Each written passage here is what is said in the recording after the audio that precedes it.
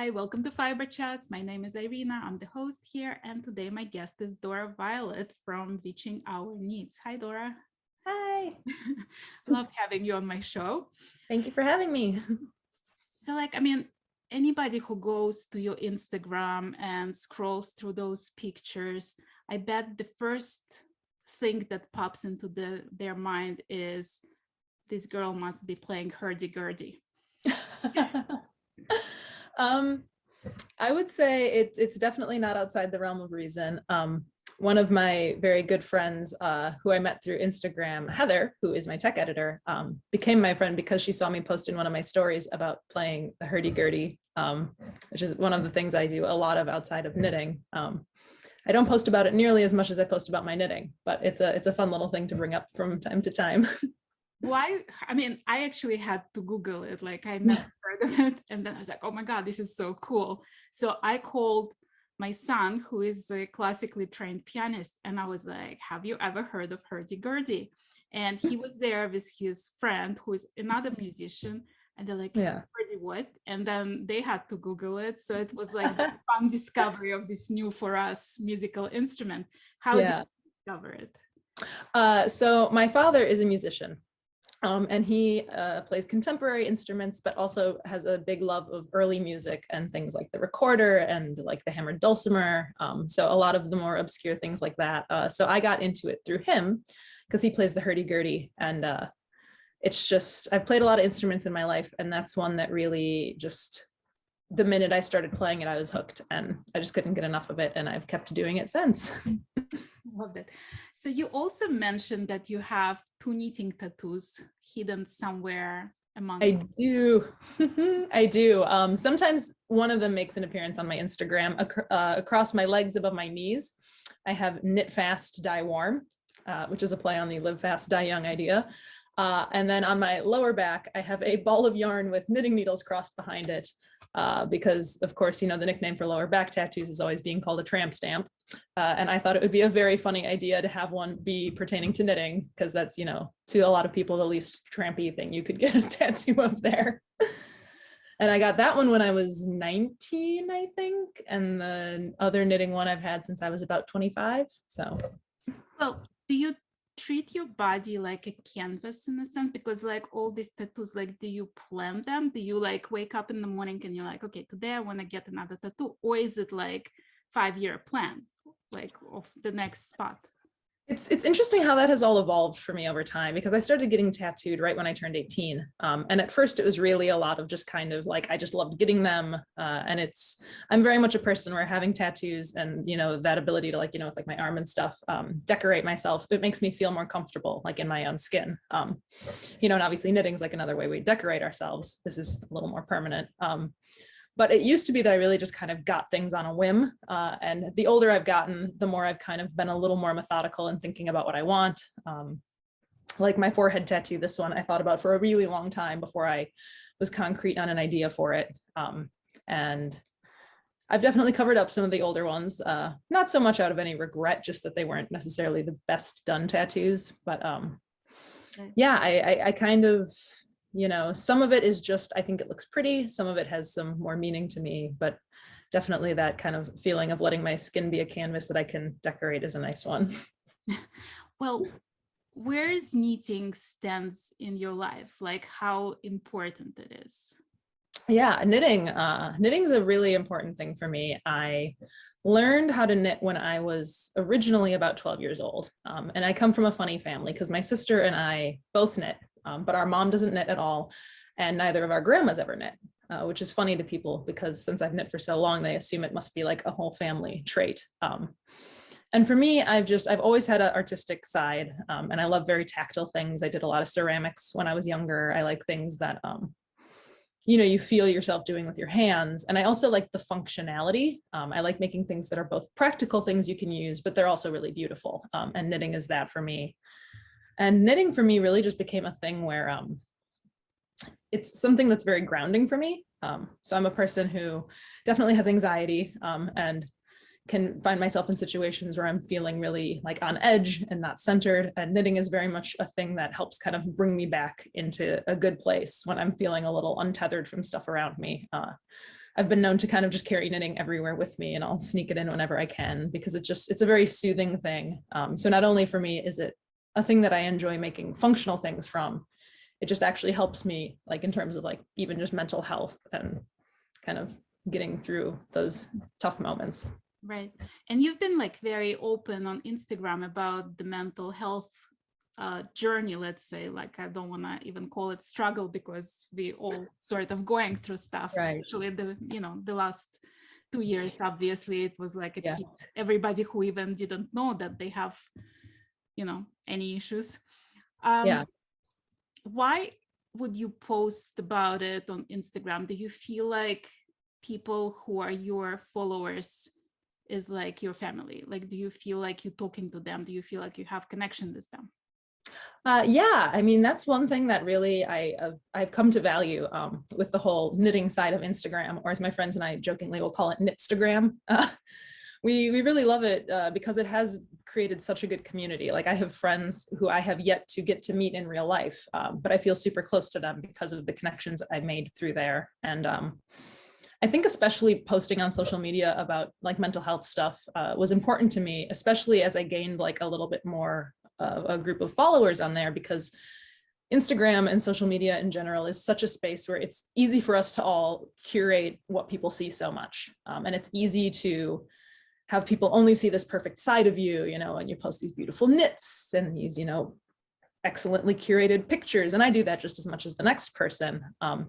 But I by no means would want anybody to ever look at, what I do and who I am and think, oh, this is some woman who's, perfect and got it all together. And, her life is just like excellently planned out, because I mean, that's just not me.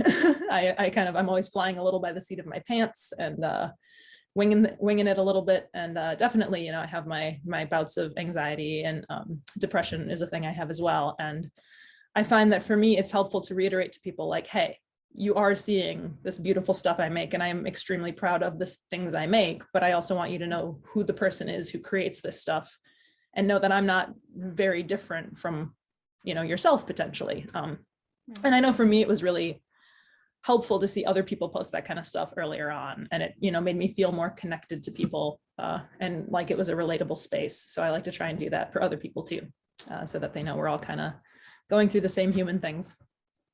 Well, you mentioned in one of your posts that your depression is also seasonal. Mm-hmm. Do you find yourself like, because of like the spiritual side of you, that you are very connected with nature, and that's why the depression is more seasonal? Do you think that's related? Definitely. I think that there's elements of that. I mean, winter isn't my favorite season. I know people for who they like the cold and that, the snow, they love it and they feel really excited about it. For me, I'm much more a summer and fall creature. Sunlight is a good friend of mine.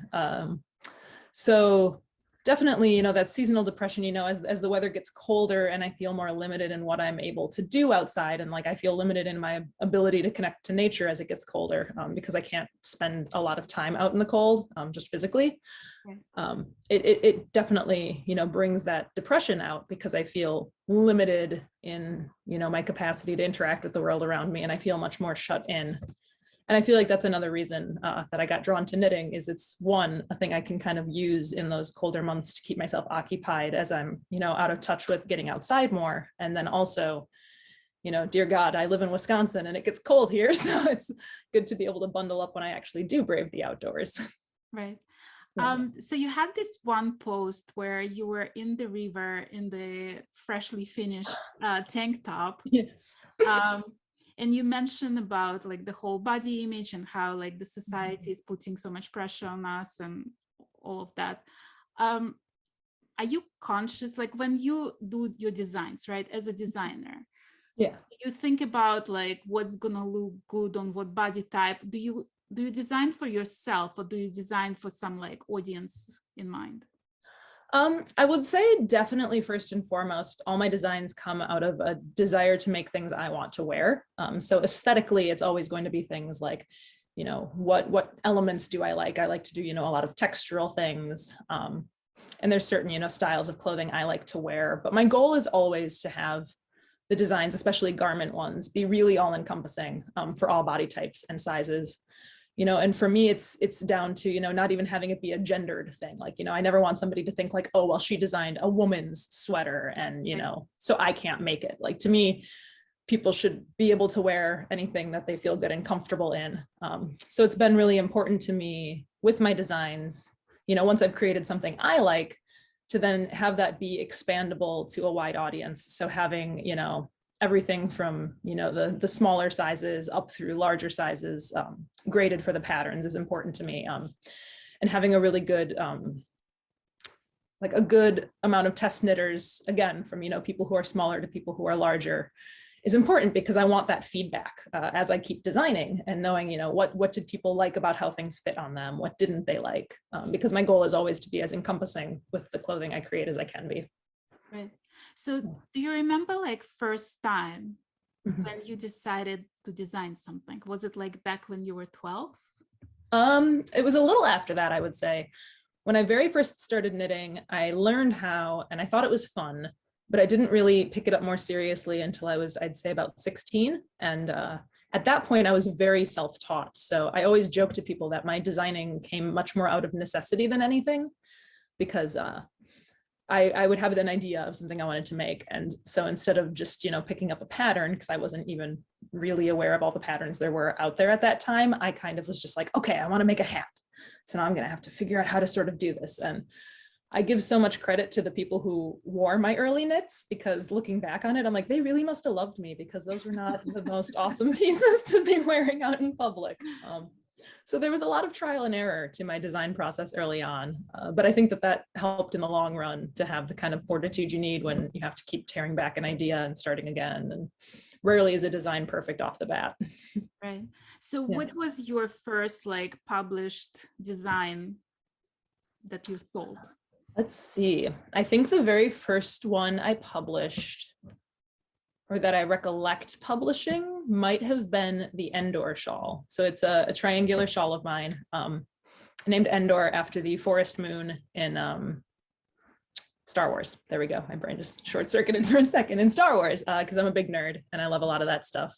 And before I transitioned my business name to be Witching Hour Knits, it was actually originally Rebel Ally Knits. So it was a play on words for Rebel Alliance, but I realized that was kind of a niche joke and easier for people to remember a name that's a little less complicated. Right. So I think that might have been the first design that I like fully published and went with. And then I know there was a hat not long after that, I believe, that I went for. So was it like immediate commercial success then when you published it? Not at all. And that's the thing too, that I think with social media is interesting for people to see, is so often you'll see these designers who are really well known and they have these huge releases. And my first few patterns, it was, a few sales here, a few there. I was in a way fortunate because I've worked at a few yarn stores over the years. So often I was working in a yarn store and we would have a sample of one of my pieces. So there's the ability to kind of be like, hey, you want to make this one? That's pretty cool. And of course it was my design. But definitely a little bit here, a little bit there. And even now, when a pattern is published initially, there tends to be a, bigger response to it. But as time goes on, it's always kind of, you sell some here, you sell some there. And I'm just happy whenever people do want to buy it, because it's just that good feeling of somebody likes this thing enough that they want to make it too. Right. So when I look at pictures of your knits, it's mostly like in the blacks, grays, like oranges, like there is certain colors that you gravitate, right? When people buy your pattern, are you ever surprised with what they do with it, like color-wise? Yeah, I one of the things I love, because I knit almost everything in black for myself. It's pretty much the main color I wear. If I'm feeling wild, I might go for some neutrals, especially with color work, I'll throw them in there. But like with test knitters, and when I see people, post finished objects online and I get to see the color choices they made, I love it because there's so much personalization that goes in at that point. And to me, it's really fun to see somebody take the base concept I created and then make it their own. And I love seeing, how people modify things too. They might take a sweater and give it short sleeves and make it, neon yellow. And I'm like, that's amazing. I love it, because that's nothing I would ever do to the piece. And it's neat to see somebody else take it and make it their own. Right. Do you have like a marketing advice to the people who just like thinking about going into design?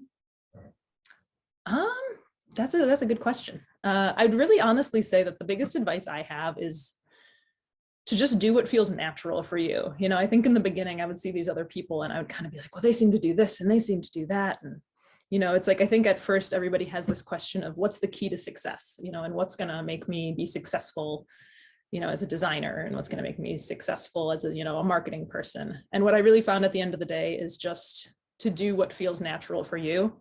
And you know, it's a thing I remind myself in day-to-day life as much as I try to remind myself of it in a business sense, that not everything you do is going to be for everyone, and that's okay.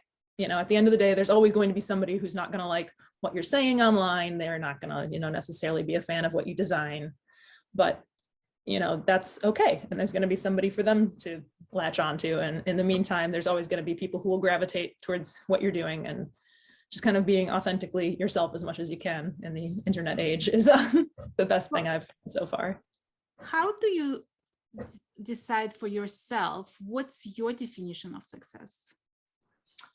That's a good question. I mean, obviously, you know, I have the lofty dream of being able to sustain myself through like knitting and playing music and kind of doing these creative pursuits. But really, the biggest thing I've found thus far that makes me feel successful is just having what I create resonate with people.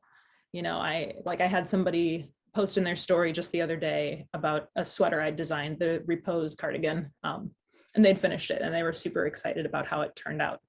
And just when people thank me for my designs, that to me makes me feel successful, that I've even just created a handful of things that people have enjoyed making feels good. I try to measure success less by some concrete, you know, number in the end, and have it be more like, do I feel like I've contributed something good to, you know, this art form? And so far, I feel like I have.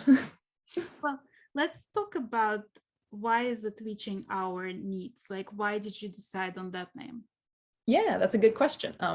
So like I said, that was my second name for the business, and it came in a couple forms for me. One of them is that I definitely err towards the more kind of, you know, pagan witchcraft side of spirituality. That's very much my wheelhouse, and something that I'm not, you know, quiet about, but, you know, I'm not just open, like super, you know, vocal about either. To me, it's very much, you know, just my personal choice and practice. So part of it came from that, and that I feel like there is a certain magic to, you know, knitting and fibercraft. And there's a lot of, you know, interesting history there. But also for me, it was just kind of a funny thing because I am very much a night person. My whole family is night owls. And there's the whole thing of, you know, the witching hour being at night. And to me, there's this kind of beautiful, quiet stillness in that, you know, dark, you know, deep part of night.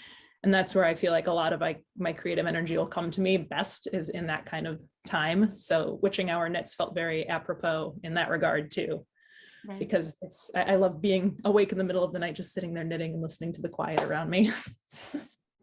Is it like 3 a.m. or something? It's, yeah, kind of around that time. Yep. So definitely can have some late nights when left to my own devices. So you know how like there is this whole concept of witchcraft, right? And people like don't really like, they thinking it's making of the potions sort of, but there is like also a history of witches being crafty. Like, do you associate yourself with that part? Like, do you think that's why knitting is also near to you? Yeah, very much so. You know, and that side of it has always had an appeal to me, you know, and that craft. And to me, my idea of like, you know, witchcraft is very much about, you know, the intention you put into the things that you do and the intention you put into the things that you make. You know, when I'm knitting something, I'm putting intention into it, and I'm putting meaning into it as I make it. And then that to me, you know, is either something that I get to utilize when I'm wearing it, or if it's something I'm passing on to another person, you know, I'm trying to pass whatever those intentions were onto them and have them be able to carry that with them in the piece they have. Right. I want to ask you about pattern writing, and I know we're jumping a little bit, but like, oh, that's all right. The ideas come to my head. Yes. When you write the pattern, how do you stop yourself from going over into details? Like, where do you draw the line, like, of over explaining yourself? That's a really good question, and something that I feel like I still am kind of trying to figure out the balance for in pattern writing, because some patterns out there, especially I've noticed more of the European patterns, there'll be a little bit more of this, and then you do the thing. And there's like very little explanation, which, you know, can be okay. And especially with the internet, you know, we can Google things and there's resources. And some people, it reminds me almost of like people's cooking blogs where it's like paragraphs and paragraphs of writing. And I'm like, I just want the instructions.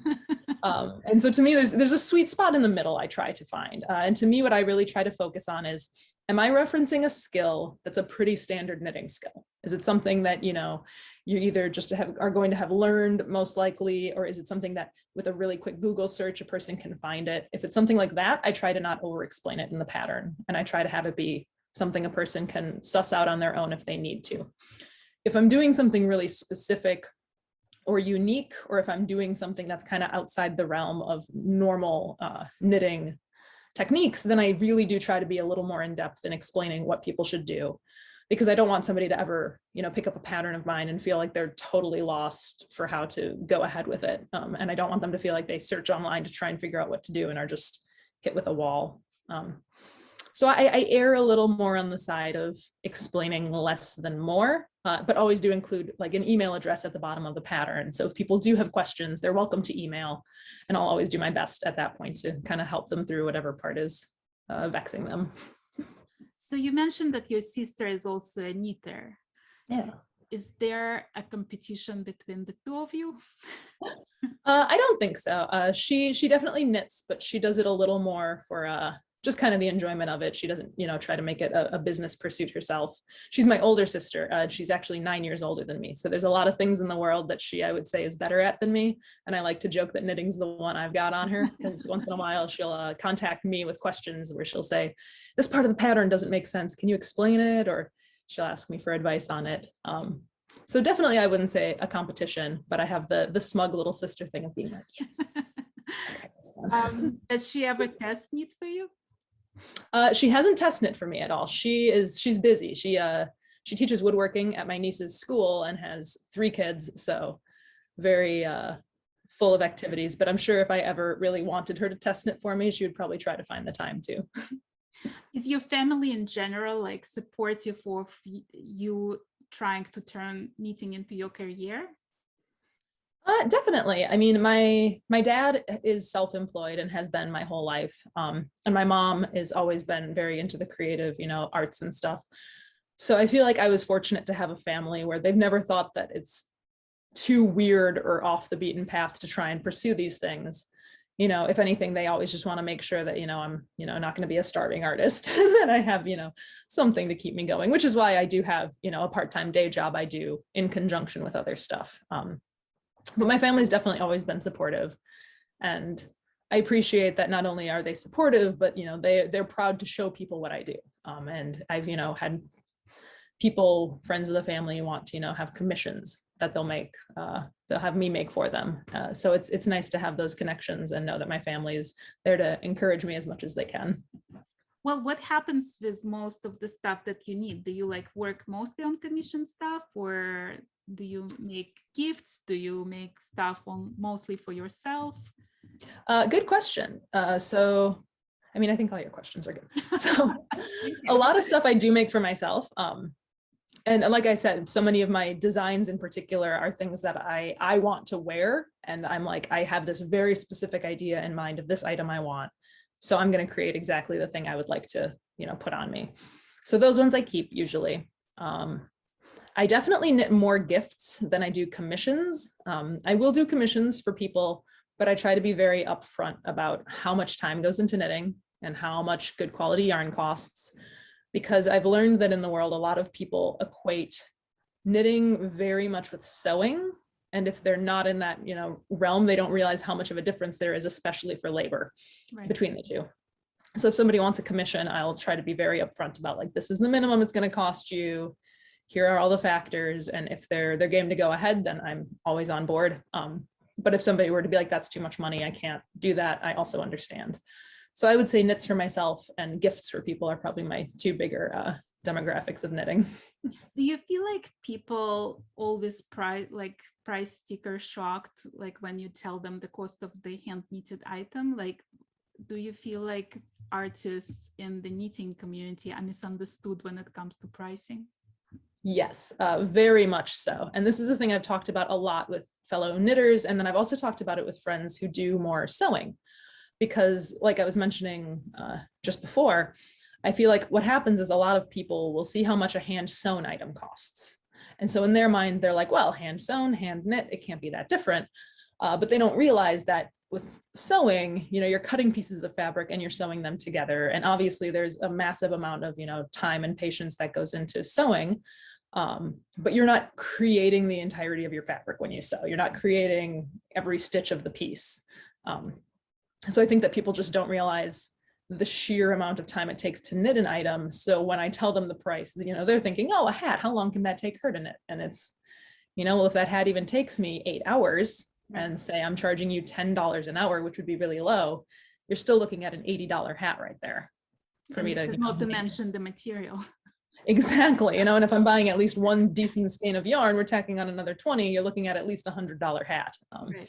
Which, yeah, sticker shock, I think, because especially with fast fashion and things like that, you can go to Target, you can buy a hat for $5. Right. And I don't fault anybody, for going that route when it's convenient, but I think that makes people confused for how much these items really do cost when you hand make them.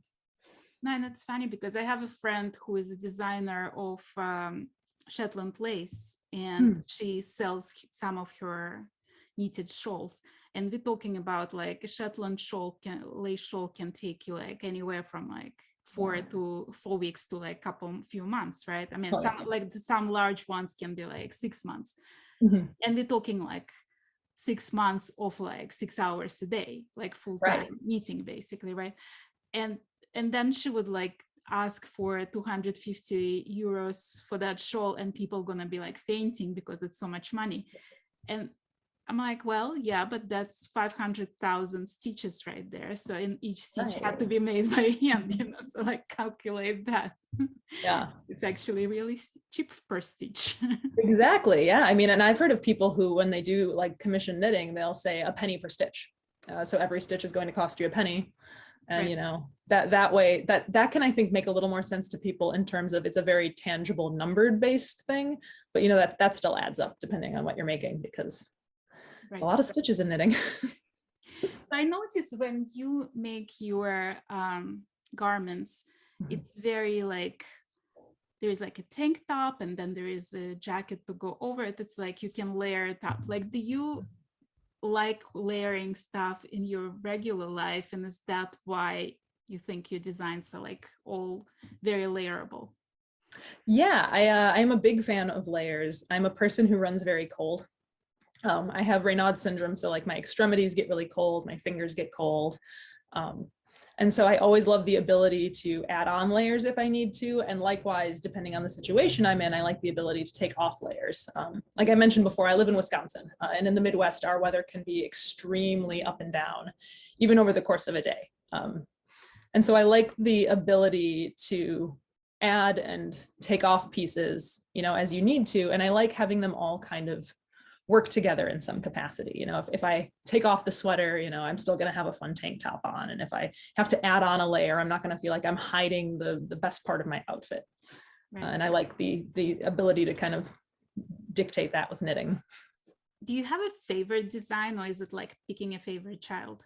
Oh gosh. I feel like there's definitely ones that I favor over other ones. And part of it, I think, just comes from a functionality standpoint and what is easy to wear. Like, for example, the Hagstone cardigan is one that I love. I knit that one, and I designed that to have these sleeves that they come way down and they're super scrunchy and slouchy. And it's, a favorite piece of mine to wear if I'm just going to be sitting around cozy or if I'm just out and about doing things. It's great, but I can't wear it to work. I work in a coffee shop part-time. And if I'm at work, my sleeves are going to get dunked in the sink water and they're going to be in the way, and I'm going to keep doing this all day. So that's one I love, but it gets put on the back burner a little. I would say that like the Beltane sweater, which I had come out not too long ago, is definitely a favorite because it's a very versatile piece to wear. And hats, a lot of my hats I've liked. I just today announced that for Halloween, I'll be releasing the basic witch beanie, which is just a really nice basic knit hat. I love that one. It's so cute. Yes, and that's the second one I've actually made for myself of that style. And I love, just basic staple pieces like that are very versatile. So I'd say those tend to be my favorites if I have any. Well, I was interviewing Romy Hill recently, and she was telling me, so over the summer, there was wildfires and they had to evacuate from their house.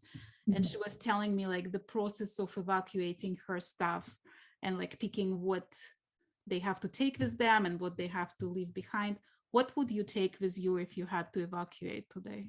Oh gosh, are we talking just knitting stuff or like broader than that? Anything. Oh man. All right. Well, my hurdy-gurdy absolutely would be coming with me. That's like my baby above all else. I feel like my hurdy-gurdy would come with me. I feel like yarn I would want to take with, but it would depend on how much time I had. I think, some of the things I've already knit would probably have priority over just stashed yarn. My cat, obviously, I'm a cat mom, so he's a given in the situation. And then just like books and knickknacks. I'm a keepsake person. I have little things that remind me of people and certain places and times, and that kind of stuff's important. So I'd probably kind of just, sweep an armful into a bag and take it and go. Is there like anything that you've knitted that you would like never ever sell? Oh gosh. I would say that for the most part, anything that I've knit a prototype of, that is very near and dear to me, and I won't get rid of those. So if it's the very original of a design, those are things I always feel compelled to hang on to. I think more so for me, there's things I have knit that I just would never knit again because they were just either like painstakingly labor intensive or just done in a way I wouldn't want to recreate. A lot of my knits I am very willing to give away to people, because when somebody has an affinity for something, they're like, oh, I love that. My instinct is to be like, oh, well, it's yours, you can have it. Especially because I don't want to hold on to more than I need.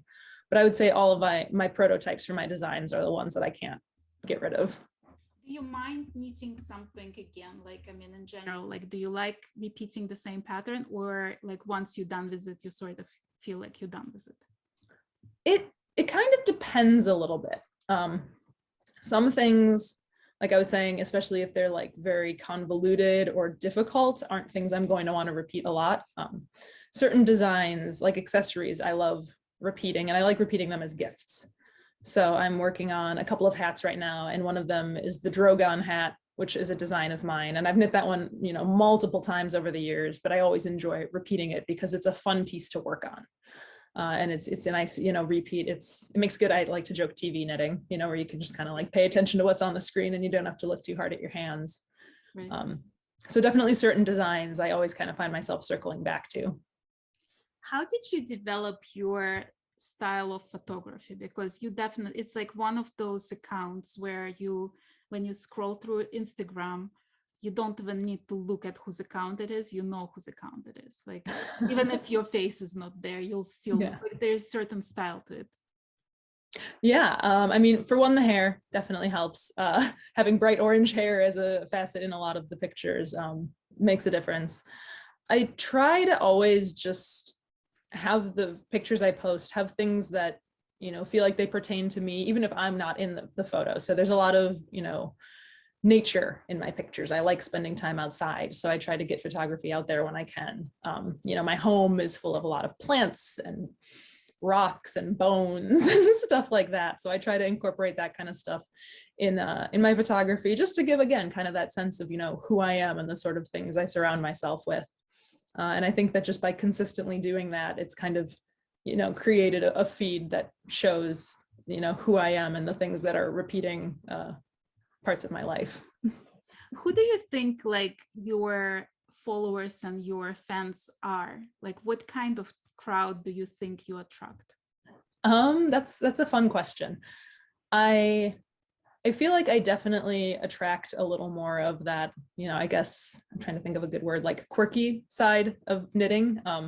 People who aren't necessarily, your traditional, stick to the the basics knitters, obviously, I show up on my own feed, and I have bright orange hair and a lot of tattoos. And I, like we established, I'm very vocal about, my mental health stuff and kind of open about who I am. So I think that, what I've noticed is that people who kind of are maybe a little more of that, weirdo demographic tend to gravitate towards my account and the kind of stuff that I post.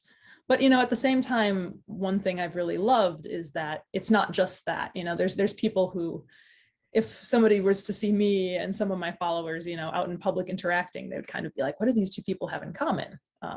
But, it turns out that there's a lot more there than you would just see visually. Right. I actually find that a lot. I find that like in knitting community so much, because you might have nothing in common, like in like, as far as people are concerned, and yet you'll find something in common just because you share the same passion of knitting. Yeah, absolutely. And that's a thing that I think is kind of fun and interesting about that whole side of, as I joked, Knitstagram, is there's people who I interact with on there. And it's really just based out of knitting and our shared love of this craft. And, it might be that we just kind of like the same designs, and that, might be all that really ties us together. But then there's people who, I've found that I connect with a lot more, and we continue to talk about things outside of knitting, because that was kind of the jumping off point. And then it was like, oh, you also like this. I love that. And you like watching this show. Me too. And you learn you have similar music tastes and, all that kind of stuff. Do you feel like it's the same kind of creativity, like with music and this, because to me, music is like a separate language and knitting is a separate language. Like it's sort of like this international thing when you can walk on the streets of, I don't know, Uruguay and not know the word they're saying, but you see the knitting and you're going to be like showing stuff and like you can exchange the hands. You have like instant connection, right? And this music is the same thing. As soon as you grab the hurdy-gurdy, the crowd collects, and it doesn't matter what else what else you have in common, you'll still connect. Do you feel like there is more in common between music and knitting than just that? Very much, and I think any kind of, specialized community like that always has that facet to it, because, it is words. It is that kind of thing where at the core of it, the item or the thing that you're doing kind of speaks for itself. So like you were saying, you could not even share a language with somebody, but, through music, you're going to be able to have that kind of contact and connection, or through knitting, you're going to be able to have that. I've definitely had it with both of those. Again, there's people who, outside of our shared love of music, like people who I've performed with at the Renaissance Fair I work at and stuff, we, again, might not really cross paths otherwise, but because we both share this thing, we've become figures in each other's lives. And I love that kind of thing. So definitely I see a lot of parallels between music and knitting in that way. Right. So when you're in Renaissance Fair, like what are you dressed as? Oh, that's a fun one. So I always joke to people that when I perform at the Renaissance Fair, it's the only time that people get to see me wear a lot of color, because like I said, everything I wear is usually black. So it's, I'll have to post a picture on my Instagram sometime for people. There's like I have a flower crown on, and sometimes I wear, like this orange dress. I always have like the bodice and the skirts. It's the whole 9 yards. I joke that I get lucky that my job is to dress up like a fairy essentially and play music for people.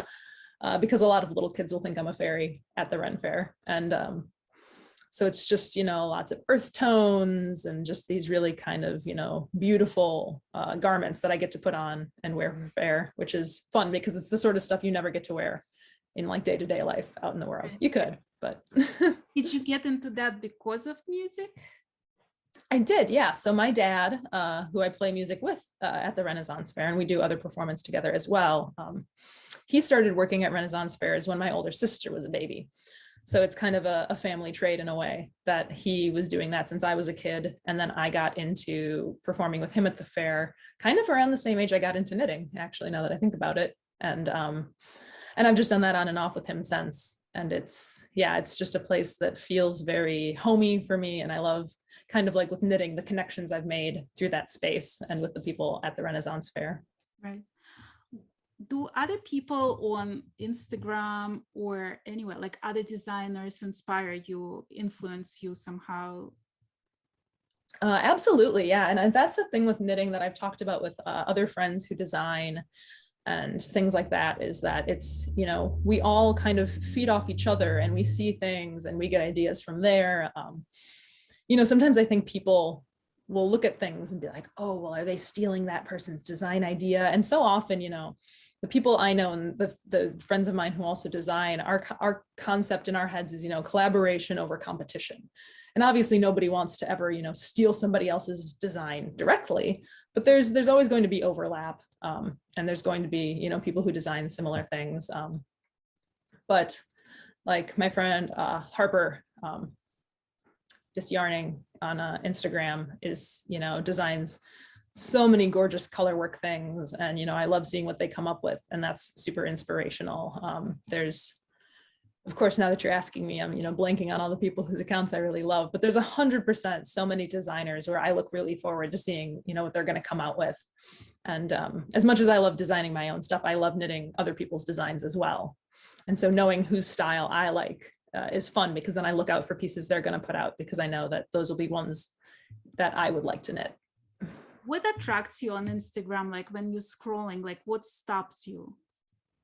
Yeah, good question. I would say a lot of times the things that catch my eye are things that kind of are akin to my interests. So again, like people who are posting a lot of things that have nature tied to them, you know, things that seem to kind of err towards that sort of, you know, more witchy spiritual side draws me in, you know, when I see things like that, be it in the person's knits or in just what they're photographing, that definitely stops me and catches my eye. Harper, that friend I mentioned, designed a sweater that I got to test knit that has this gorgeous crow skull on the back. And I remember when they posted it, I was just like, oh my God, I love this. Like it caught my eye right away because of the color and the design, and things like that definitely, you know, pique my interest. Bones, leaves, cool things like that.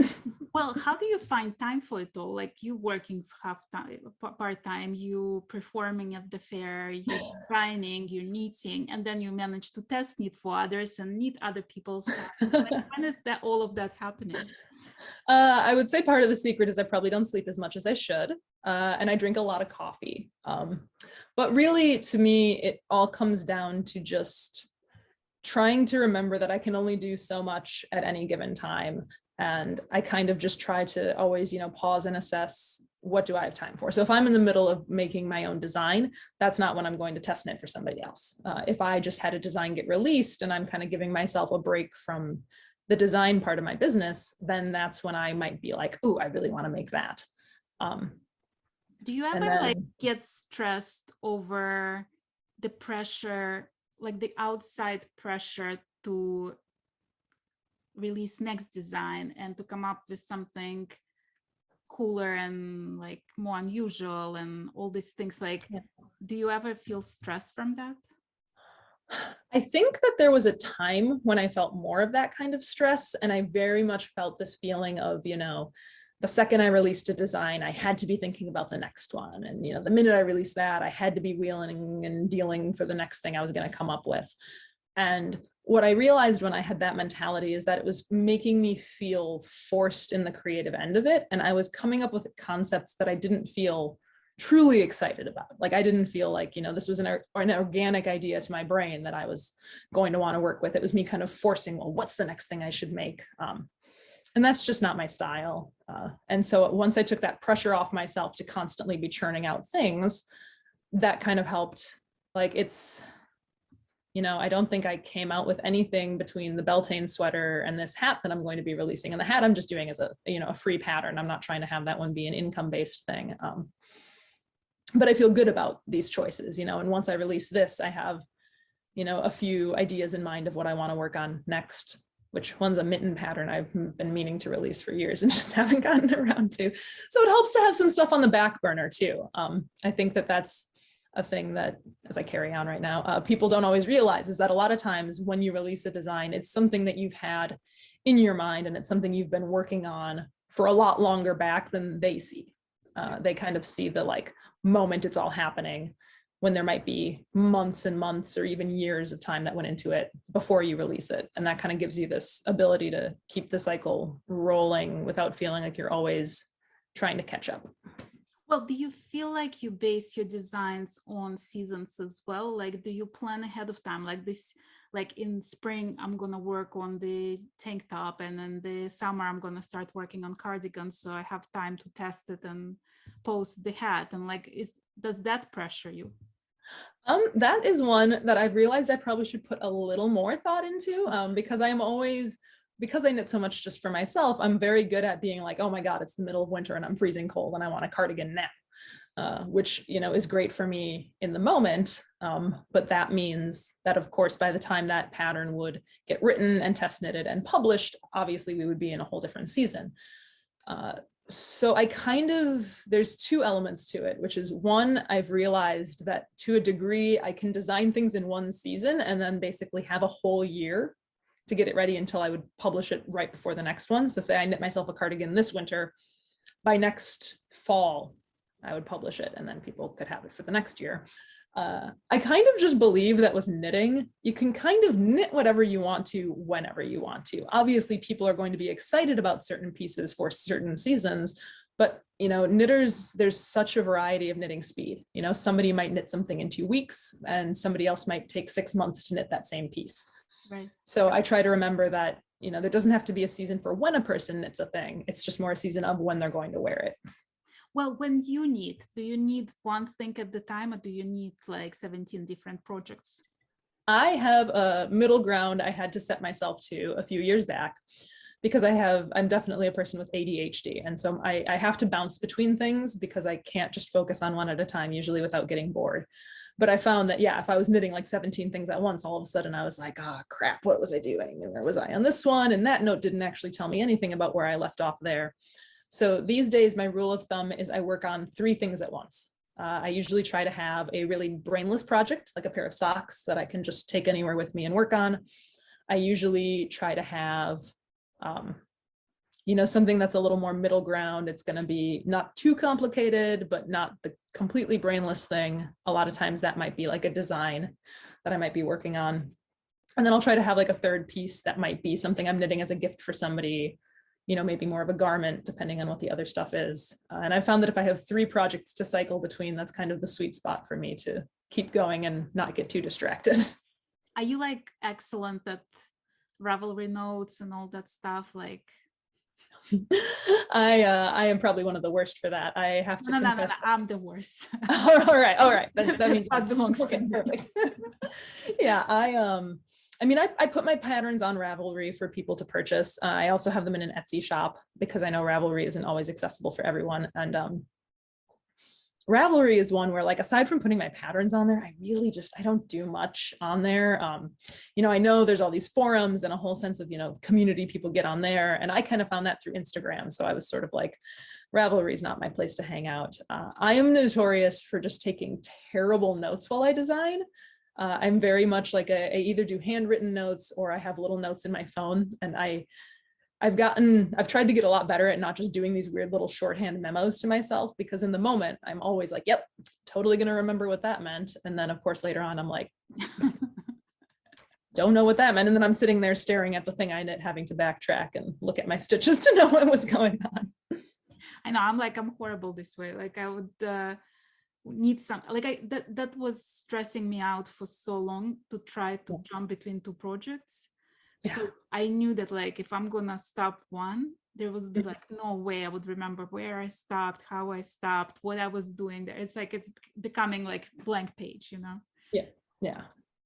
Yeah, it's so easy, I think, with knitting to think you're going to remember where you left off on something, and then more than a few days pass, and it's just So what are you working on now? What's in the works? What coming up this season? Yeah. So I just finished that beanie, the basic witch beanie. And I'm going to be whipping up that pattern. That one was fortunately one that I already had the basic outline for from knitting it before. So I just wrapped up that project, and I am working on a small handful of commissions right now, actually, which is a little unusual for me. I don't tend to have as many going on at once. But I have a trade I did with a friend who sews, as we were talking about sewing earlier, and she's done some sewing for me, and I'm in turn knitting her a sweater. And then I have a couple hats I'm making for some friends. And I think once I kind of wrap up this little group of knits, really my next thing is going to be a mitten pattern that, like I mentioned, I've had in the works for a few years, and I just have kept not getting around to publishing it for one reason or another. But it's a really fun pair of color work mittens, and I don't have really any color work patterns published at this point. So I figured that would be kind of a fun new challenge to put out there and have people test for me. I can't wait to see that. That's good. Yeah, it's fun. I'll have to whip up my pair to put the test call out with soon. Well, I loved having you on my channel today. If you need testers, a friend of mine and I just opened a new group on Facebook recently, like 6 months ago, called Knitters Gonna Knit, where we encourage the promotion of designers. Test calls, like anything business related. Go and post there. Like there are people who find testers there all the time. That's good to know. Yeah, because finding test knitters sometimes is easy, sometimes is tricky, for sure.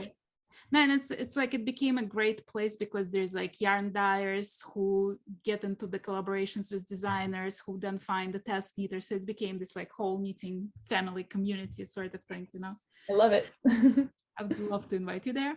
And thank you for being my guest today. I loved getting to know you. It was great getting to talk with you. Thank you.